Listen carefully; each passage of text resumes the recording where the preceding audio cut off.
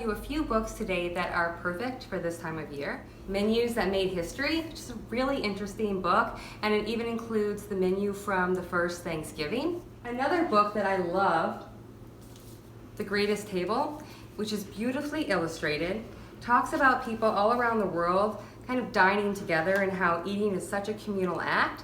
And it even says too that even though we may not all be around the same physical table, we're all doing it together. So it seems especially relevant and perfect for 2020 Thanksgiving. Right now is A Taste of History, the cookbook, which has lots of different recipes that all have historic roots in early America or colonial times, and each recipe includes a little bit of history along with it, including one recipe in here for mussels and eel chowder, which seemed to be especially relevant if you have read Menus That Made History and read about what was actually at the first Thanksgiving dinner.